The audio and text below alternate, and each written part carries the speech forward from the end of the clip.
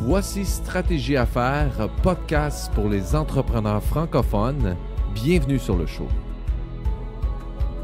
Bonjour, bienvenue sur le podcast Stratégie Affaires. Ce podcast est dédié aux entrepreneurs francophones désirant optimiser toutes les facettes de leur entreprise. Et d'ailleurs, le slogan du podcast, c'est « Construisez votre succès, une stratégie à la fois ». C'est précisément ce qu'on fait chez Effiance. Donc, on travaille avec les entrepreneurs à travailler les 8 piliers stratégiques que toute entreprise doit prendre en compte, à notre avis. Il y a une stratégie qui existe pour chacune d'elles. Une mince augmentation de 5 de seulement 5 sur chacun de ces piliers peut mener à une augmentation exponentielle. Et les ventes sont très souvent le point de départ, mais il ne faut pas négliger les autres piliers. Donc, évidemment, chacune de ces offres, ces stratégies doit être chapeautée par des systèmes d'intelligence d'affaires. Donc, si vous désirez en fait optimiser vos profits, on peut être une solution à vos problèmes. Et aujourd'hui, j'ai l'honneur, attendez un instant, d'accueillir Manu Lemire. Et Manu Lemire a 17 ans d'expérience en développement personnel et professionnel et il est auteur du best-seller Le pouvoir de choisir. Et il a donné 1000 conférences et servi 20 000 clients dans 25 pays. Manu, comment ça va? Ça va très bien, toi? Ça va très bien, merci. Bienvenue dans le show. Écoute, j'ai invité Manu sur Facebook. Je viens juste de lancer mon podcast. Je pensais qu'elle n'allait même pas me répondre. Écoute, en 30 minutes, il avait pris son enregistrement avec moi. Alors, je suis vraiment heureux de t'avoir sur le podcast aujourd'hui.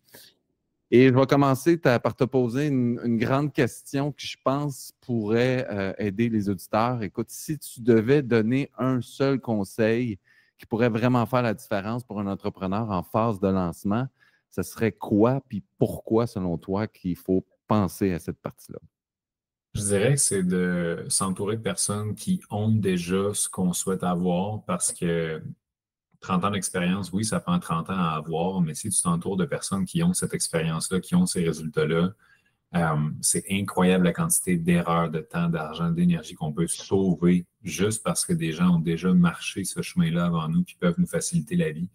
Donc, probablement qu'une des raisons principales qui a expliqué le succès que j'ai eu dans mon entreprise, c'est le fait que j'ai toujours continué d'être dans la posture d'étudiant, peu importe le niveau auquel je me suis rendu en business. Je me suis toujours entouré de mentors, j'ai toujours continué à lire, à me former. Puis c'est souvent, malheureusement, le problème de beaucoup d'entrepreneurs, c'est qu'ils sont très compétents dans un domaine. Donc là, ils ont envie de monétiser leur expertise. Donc, ils commencent à être beaucoup dans le faire. Puis là, ils travaillent fort pour avoir des clients. Une fois qu'ils ont des clients, ils sont occupés à servir les clients. Puis pendant qu'ils les servent, ils n'ont pas le temps pour développement d'affaires, marketing, vente. Fait que là, ça devient des cycles dans lesquels on est dans le rush avec nos clients, puis on est dans le rush en démarchage puis en croissance, puis on recommence ces cycles-là. Mais tant qu'on ne sait pas qu'il y a d'autres façons de faire, donc il y a des manières d'installer des leviers plus efficaces, mais on est comme condamné un peu à cette roue-là. Donc, de se former puis d'apprendre d'autres façons de faire, ça fait vraiment la différence. OK. Puis, en termes, si on point le marketing en soi, est-ce que selon toi, il y a des approches marketing qui sont plus efficaces, du moins aujourd'hui, parce qu'il y a toujours des nouvelles façons, des nouvelles approches qui, selon toi, est plus bénéfique pour. Ça dépend des business, c'est sûr, là, c'est B2C ou B2B. Mais si on se concentre peut-être plus B2B, est-ce qu'il y a des stratégies, selon toi, qui sont meilleures que d'autres? Oui, la meilleure stratégie, c'est d'avoir une excellente produit ou service, définitivement. Ça transcende les époques, ça transcende le web, le présentiel, le virtuel, peu importe, parce que un nouveau restaurant qui est extraordinaire, tout le monde va en parler, tout le monde va inviter leurs amis, l'essayer. Ils vont dire, as-tu vu ces sushis-là? C'est extraordinaire, c'est frais, il faut y aller, t'amènes ta femme, t'amènes tout le monde. Tandis que tu mets le meilleur marketing possible entre les mains d'une business qui n'a pas un bon produit ou un service, à la limite, ils vont réussir à acquérir quelques nouveaux clients, mais ils n'auront pas de rétention, ils n'auront pas de fidélisation, ils n'auront surtout pas de duplication, de système de référencement qui peut fonctionner. Donc, je pense que c'est souvent, malheureusement, sous-estimé cet aspect-là parce qu'à cette heure, l'accès à l'entrepreneuriat avec Internet, avec les formations, avec YouTube, il y a tellement de connaissances disponibles qui donnent l'impression à tout le monde qui peut se lancer en affaires du jour au lendemain que le monde ne prenne pas le temps de faire le travail de base, de s'assurer que ce qu'ils ont entre les mains, qu'ils essayent d'offrir au plus grand nombre de gens possible, ben, quand les gens le reçoivent, ils sont impressionnés, ils ont envie d'en parler. Fait que je pense que c'est beaucoup d'efforts investis au mauvais endroit. Et c'est une des raisons, je pense, pour laquelle est-ce que j'ai réussi à scaler à ce point-là dans le business, c'est que dès le début, je ne me suis pas concentré sur les ventes, je me suis concentré sur les clients. Et ça fait en sorte que au lieu d'être tout seul de mon bord à me demander qu'est-ce que je pourrais faire pour vendre plus, mais je me suis juste tourné vers mes clients et je leur ai demandé comment est-ce que j'aurais pu faire pour améliorer le produit, le service, votre expérience, les résultats. Et grâce au Mhm. feedback, j'ai construit quelque chose qui était de meilleur en meilleur jusqu'au point où est-ce que je demandais à mes clients qu'est-ce que vous auriez fait ou voulu qu'il soit différent et j'obtenais la réponse, ben rien, c'était parfait. Puis à ce moment-là, j'ai su que j'avais quelque chose de solide entre les mains et ça valait la peine ensuite d'investir des dollars en marketing, en vente, en publicité, en branding, en plein d'autres choses comme ça, parce que j'avais quelque chose de solide et de rare qui méritait de prendre de l'expansion ensuite, qui n'allait pas être freiné finalement. Super intéressant. Donc, le premier conseil, tu dirais, avant de pitcher de l'argent dans un funnel puis bâtir toute la patente, s'assurer qu'on a un super bon produit en place, qu'on l'a peaufiné, qu'on a mis en place des systèmes pour s'assurer que l'expérience est super bonne. Puis j'imagine qu'au bout du compte, tu vas avoir des références aussi. Exactement. Il y a beaucoup. En fait, si quelqu'un en ce moment essaye d'améliorer son marketing, mais il se rend compte de l'autre côté qu'il n'y a pas de référence, qu'il n'y a personne qui vient cogner à sa porte en mode j'ai entendu parler de toi par telle personne, ben c'est signe qu'il y a un travail à faire avant de commencer à investir massivement en marketing, là. Oui, tout à fait. Et quand je t'ai approché, je t'ai demandé quel angle tu aimerais qu'on aborde, puis tu as parlé de impact en anglais, impact oriented. Euh, Quand on parle de marketing impact oriented, qu'est-ce que ça signifie concrètement pour toi et comment une entreprise peut s'assurer qu'elle va créer un impact réel plutôt que simplement de surfer sur une tendance? Ben, en fait, ça revient au point d'avant, c'est que souvent les entreprises oublient que derrière toute entreprise, il y a des clients, puis ces clients-là, c'est des humains. Mhm. Et proportionnellement, notre niveau de succès va être en corrélation directe avec la grandeur de l'impact qu'on a et la quantité de personnes sur qui on a cet impact-là. Donc, une business qui fait des smoothies qui sont corrects et en sert à un peu de personnes va avoir des résultats corrects. Tandis qu'une business qui fait des excellents smoothies et qui en sert à des millions de personnes va avoir une franchise, puis finalement, ça va être un succès peut-être international. Mhm. Donc, ce que je veux dire par impact oriented, c'est de ne pas oublier que peu importe ce que tu vends, c'est dans le but de permettre à quelqu'un ou une compagnie de passer d'un point A à un point B. Ça peut être de passer de je m'habille mal à je m'habille bien, j'ai faim à j'ai plus faim, mes breakers ne marchent pas à mes breakers fonctionnent. Il y a tellement de potentiel de transformation, puis souvent on se concentre trop justement sur nos tunnels, nos stratégies, puis on oublie que notre objectif dans vraiment énormément de domaines, c'est de faciliter une transition. Tu sais, une Mhm. entreprise qui fait de la transformation alimentaire, mais si tu leur apportes une technologie qui permet de favoriser la transformation, c'est sûr que ça va devenir des clients, ça va être intuitif, ça va être facile, parce que tu les amènes du point A au point B de façon plus Mhm. fluide, plus simple. Mhm. Alors, je pense que c'est ça que je veux dire par impact oriented, c'est de jamais oublier que ce qu'on crée est censé avoir un impact qui est concret et que tout ce qu'on prétend dans une business doit être backé par des résultats. Fait qu'au lieu de dire, tu sais, ah, on est les meilleurs, ça arrive sud, ben, est-ce que tout le monde dit que vous êtes les meilleurs, ça arrive sud? Ah, intéressant, tu sais. Donc, si on se rend compte qu'on n'est pas backé, ben, c'est d'aller faire le nécessaire pour le devenir. Mhm. Dans ton expérience, donc ton entreprise, tu l'as lancée officiellement à quelle année? Incorporé en 2015, mais j'ai commencé en 2008. Peux-tu nous raconter en fait une erreur majeure que tu as faite, que tu as vécue dans ton parcours entrepreneurial? Puis surtout, quelles leçons que tu as pu en tirer afin que les auditeurs comprennent que cette erreur-là, il ne faut pas qu'elle refasse. C'est ça l'idée, c'est de communiquer nos expériences. Je pense que au niveau RH, à partir du moment où on commence à scaler une entreprise, qu'on commence à engager des gens, il y a une très grande différence entre déléguer et délaisser. Donc, de faire entrer quelqu'un dans le business en mode enfin, je vais avoir quelqu'un qui va venir en quelque sorte me sauver ou me débarrasser de mon fardeau. Si c'est toi la personne, c'est toi le PDG, c'est toi le CEO, tu gardes ce fardeau-là, je te le confirme. Et même si tu peux te libérer d'une certaine manière de certaines tâches, bien sûr, ben ça reste qu'au final, c'est sur tes épaules que repose Tout. le bon roulement de tout ça ensemble en quelque sorte. Puis là, Mhm. aujourd'hui, ben, j'ai quelqu'un qui s'occupe de la direction des opérations dans le business. Ça fait une énorme différence. Mais au début, quand on n'a pas nécessairement les fonds ou l'équipe ou la business pour être capable d'avoir des grosses équipes et d'avoir des directeurs justement dans certains départements qui peuvent prendre un peu de la charge sur leurs épaules, c'est de surtout pas engager quelqu'un qui va venir ajouter une pression supplémentaire. Parce que, tu sais, des fois, on a l'impression que Ben, je ne sais pas si les auditeurs ont peut-être lu le livre de E-Myth, dans lequel on parle des étapes entre finalement technicien, manager puis entrepreneur. Puis au début, quand tu es technicien, mais c'est toi qui fais le travail technique. Par exemple, tu fais des tartes, puis là, tu engages parce que tu te dis, OK, ben là, si je continue à juste faire des tartes, je ne peux pas scaler la business. Fait que tu engages quelqu'un pour Ouais. faire des tartes, mais là, finalement, tu en engages une deuxième, une troisième, puis là, tu te ramasses à faire quoi? Tu manages des gens qui font des tartes. Fait que tu es manager, tu n'es pas plus entrepreneur en train de scaler, en train de croire, en train de penser à des stratégies. Tu es juste un gestionnaire finalement. Fait que là, tu te De ramasses. faiseur de tarte. Ben, c'est ça. Fait que tu travailles autant, sinon plus qu'avant, mais tu fais même plus ce que tu aimais de base, qui était faire des tartes. La business, elle Ouais. scale pas plus pour autant. Fait que souvent, qu'est-ce qui se passe? C'est qu'il y a une étape de décroissance à ce moment-là, parce qu'on commence à laisser partir des gens, parce que le cash flow est difficile, puis on retourne à la case départ, dans laquelle on a l'impression que probablement que c'est parce qu'on n'avait pas engagé les bonnes personnes, ou tout ce genre de croyances-là. Puis Hmm. ce cycle-là de je grandis, je rapetisse, je grandis, je rapetisse, je l'ai fait à peu près 4 fois depuis le début de ma carrière.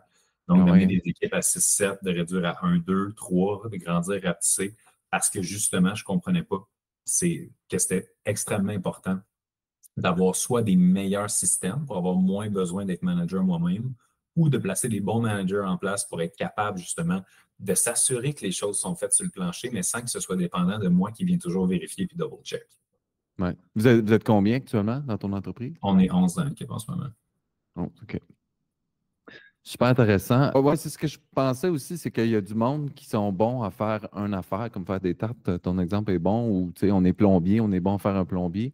Puis là, ils veulent avoir une business, mais ce qu'ils ne réalisent pas, c'est qu'il faut que tu deviennes gestionnaire plus. Il faut que tu aimes faire de la gestion parce que c'est ça, scaler une business. Tu sais. Puis c'est bien correct si tu veux rester à faire juste des tartes, il n'y a pas de problème. Mais si tu Exact. penses aller plus gros, inévitablement, tu vas falloir, tu t'en feras plus de tartes. Hein. C'est C'est ça la exactement réalité. ça. Tu sais, la Ouais. différence entre un entrepreneur ou un massothérapeute, ben, tu sais, le massothérapeute, il masse pour gagner sa vie. L'entrepreneur, probablement propriétaire de la clinique dans laquelle il y a 4 massos qui massent à temps plein, mais lui, il ne masse plus. Ouais. Mm. Fait que c'est un choix de vie, puis c'est correct les deux, comme tu dis, là. Exactement. Il faut que tu aies les skills. Si tu es bon masseur, ça ne veut pas dire que tu es bon gestionnaire. Puis, fait que là, faut que tu te formes. Ouais. Exactement. Ouais. Puis c'est pour ça qu'il y a de très bons entrepreneurs qui n'ont pas nécessairement de compétences techniques terrain. Parce que justement, vu qu'ils ne sont pas capables de faire eux-mêmes, par exemple, un gestionnaire de restaurant n'est pas nécessairement capable d'aller backer dans sa propre cuisine si jamais le chef ne se présente pas. Et c'est ce qui fait C'est qu'il ça. va être un bon opérateur du restaurant parce que justement, quand il y a une urgence, il pense à qui va la régler et non pas vite, il faut que j'aille la régler. Fait que ça permet de continuer au système d'opérer au lieu qu'il s'amasse pris finalement dans les tâches. Ouais. Mais ça me fait penser que dans ma jeune carrière, moi, j'étais serveur. Et puis là, j'avais eu une super idée de restaurant. Ça s'appelait le iBurger. Tu sais, les gens pouvaient commander sa table directement. C'était bien. C'était en 2000, j'ai eu cette idée-là en 2009. Mais j'avais aucune expérience en gestion de restaurant. Puis j'ai réussi à convaincre des gens d'investir dans un restaurant. Moi, j'ai tout perdu aussi. Mais ça a été une catastrophe totale parce que être serveur puis gérer un restaurant, c'est complètement deux choses différentes. Je me suis retrouvé finalement à faire plus du service qu'à être propriétaire de restaurant, mais c'était correct. Écoute, je veux parler aussi parce que j'ai écouté une couple de tes podcasts. Beaucoup d'entrepreneurs ils ont du mal à trouver l'équilibre entre croissance rapide et construction d'une business durable. Et selon toi, ça se situe où le juste milieu entre ces deux approches-là? Est-ce que c'est obligatoire de vouloir grandir rapide? C'est quoi ton point de vue par rapport à ça? Je pense que c'est de se connaître soi-même puis de savoir qu'est-ce qui est important pour nous dans certaines phases de notre vie. Tu sais, certaines personnes, par exemple, j'ai un de mes clients, ils viennent d'avoir des jumeaux. Là, j'ai dit, calisse-toi à peine. Tu sais, qu'est-ce que tu veux faire d'autre? Dans le sens, il faut être réaliste par rapport à nos propres ambitions, nos propres objectifs, nos propres situations. Là. Si tu viens de te casser Mhm. une jambe, mais on ne te demandera pas le même niveau nécessairement que si tu as une parfaite santé, des choses comme ça. Fait que je pense que c'est bien de se connaître soi-même, de voir est-ce que tu veux que ça aille plus vite. Tu sais, par exemple, à travers les années, c'est sûr que j'aurais pu avoir une business millionnaire beaucoup plus tôt si j'avais sacrifié mon corps, mon équilibre, mes relations interpersonnelles. J'aurais pu, mais est-ce que j'aurais voulu? Est-ce que ça aurait été ça qui Mhm. serait aligné et cohérent avec mes ambitions personnelles? La réponse est non. Du même principe qu'il y en a, tu sais, pour qui ce ne sera jamais assez. Fait que ces gens-là, peu importe qui travaillent beaucoup, pas beaucoup, ben 60 millions dans le compte de banque, c'est pas assez parce que tu te compares. Mhm. Donc, je crois que la capacité de vraiment bien se connaître et de savoir qu'est-ce qui me rend réellement heureux, qu'est-ce qui me rend réellement en paix, when is enough enough? Ce genre de questions-là pour lesquelles c'est bon aussi d'y réfléchir, mais je pense de se faire challenger, de se faire accompagner. Parce que Mhm. souvent, Veux pas, on est des êtres humains, on se compare, puis on voit les réseaux sociaux, on a l'impression que nos voyages sont pas assez beaux, que nos bouteilles de champagne sont pas assez chères, que nos bijoux sont pas assez luxueux, puis c'est une game de laquelle Ça c'est finit difficile plus. de Ça finit sortir. plus. Mm. Exact. Fait que Mm. c'est pour ça qu'il faut s'entourer aussi de leaders qui sont conscients, d'entrepreneurs qui sont libres pour vrai, pas juste financièrement, mais ici, tu sais, libérer de Mhm. cette espèce de game-là pour voir que, il y a d'autres façons de réussir à être bien. Puis moi, j'ai des clients qui font 400 000 par année, qui sont pas mal plus heureux et équilibrés que d'autres entrepreneurs qui font 2 millions par année. Ouais. Comme tu as des gens qui travaillent, qui font 50 000 par année, qui sont très heureux puis qui n'ont pas 100%. besoin de plus. Tu sais. Puis la personne qui gagne la game, c'est la personne la plus heureuse, au final. On ne pourra jamais Mhm. dire à quelqu'un, tu devrais ci, tu devrais ça, si la personne est heureuse et en paix. C'est ça l'ultime paye dans la vie, c'est comment tu te sens par rapport à toi-même. Oui, tout à fait. Non, moi, j'ai bien des amis, tu sais, qu'eux autres, c'est leur petit job, puis c'est bien correct de recevoir un petit montant tous les mois, puis que s'ils ne seraient pas capables de dealer avec le fait que c'est jamais certain de mois en mois, surtout quand on commence, évidemment. Mhm. Quand on est rendu à d'autres niveaux, dans ton cas, on y pense peut-être un peu moins, mais surtout quand on se lance, comme tu disais, tu as fait 7 ans de travail gratuitement au départ, c'est pas rien, mais tu croyais en ton projet, puis tu as réussi à amener ça à autre chose. Mhm. Mais je pense définir sa mission puis de bien comprendre pourquoi qu'on le fait, je pense que ça change la donne au bout du compte. Comme tu l'as dit par rapport à la gratuité, c'est aussi de comprendre que ça va dépendre des types d'industries. Tu sais, évidemment, si jamais tu vends, je sais pas moi, des rouleaux de scotch tape, ça se peut que tu n'aies pas la même pulsion d'altruisme ou de mission de vie. Mais encore là, ça se pourrait. Tu sais. Mais je pense que c'est important d'identifier pourquoi il y a quelque chose dans ce que je fais qui me donnerait envie de le faire, même si j'étais déjà riche, même si j'étais déjà milliardaire, j'avais plus jamais besoin de travailler. Tu sais, probablement Mhm. qu'un propriétaire d'une boucherie, il y a une certaine passion pour les pièces de viande, puis la prêter, puis tout ça, puis qui fait en sorte que, tu sais, même s'il n'avait plus besoin de travailler, il aurait le goût d'être là dans le commerce, puis de conseiller les gens, puis tout. Fait que c'est de s'assurer aussi qu'on reste connecté avec cette espèce de vocation-là interne qui est plus grande finalement que les résultats. Puis ça aide beaucoup à persévérer quand les temps sont durs, parce que tu te dis, hey, de toute façon, qu'est-ce que je ferais d'autre? C'est ça que je veux faire, c'est ça que j'aime faire. Mhm. Mm. Tout à fait. Super intéressant. Écoute, merci beaucoup, Manu. On a pris un peu plus de temps. Je fais des capsules, des podcasts d'environ 15 minutes. On a pris un petit peu plus de temps, c'est parfait. Écoute, pourrais-tu expliquer aux auditeurs comment est-ce qu'on peut te rejoindre si on a envie d'en savoir plus sur toi, si on veut prendre un rendez-vous avec toi pour comprendre comment tu pourrais les aider? Yes, tout à fait. Ben, dans le fond, moi, j'ai une clientèle qui se constitue uniquement ou presque d'entrepreneurs, travailleurs autonomes, des gens qui veulent scaler, que ce soit un niveau, je te dirais, je suis moins avec les gens en démarrage, mais plus à partir disons, 2 ans d'expérience minimum, puis ça commence déjà à rouler, il y a déjà des témoignages, puis tout ça. Fait qu'à ce moment-là, toutes ces personnes-là qui sont à l'écoute, qui souhaitent peut-être de l'aide, des outils, tout ce qu'il y a à faire, c'est de m'écrire sur mes réseaux sociaux, Man Lemire, un peu partout, Facebook, Instagram, etc., pour me dire Mhm. m'ont découvert aujourd'hui via ton podcast. Fait que écrivez-moi ça soit via Effiance, via Alexandre, je vais reconnaître dans tous les cas. Puis toutes les personnes qui vont m'écrire, je vais leur donner un coffret, dans le fond, à outils, qui contient, entre autres, plusieurs ressources que j'aurais tellement aimé avoir plus tôt dans ma carrière. Fait que ce soit OK. des Je ressources peux-tu pour... l'avoir? Je peux-tu l'avoir, moi? Eh oui, je vais te l'envoyer, c'est sûr. OK, c'est bon. Toutes ces ressources-là pour favoriser, bien sûr, la croissance dans la simplicité. Parce que c'est OK. facile de juste accumuler des outils, rien faire avec, ou finalement être overwhelmed avec un outil. Fait que moi, c'est de la façon Mhm. que je bâtis mon entreprise, c'est toujours dans la simplicité et la clarté. Fait que c'est ce que je OK. veux apporter aussi aux entrepreneurs. Des moyens plus simples d'aller plus vite où est-ce qu'ils veulent. Super. Ben, ça met fin à notre épisode. Merci beaucoup, Manu, d'avoir été présent aujourd'hui, d'avoir accepté mon invitation, mon podcast. C'était mon troisième invité, imagine-toi donc. Donc, je suis Plaisir. très heureux. Je vous rappelle, si vous voulez en savoir plus sur Manu, rendez-vous sur son Instagram ou Facebook, toutes les plateformes.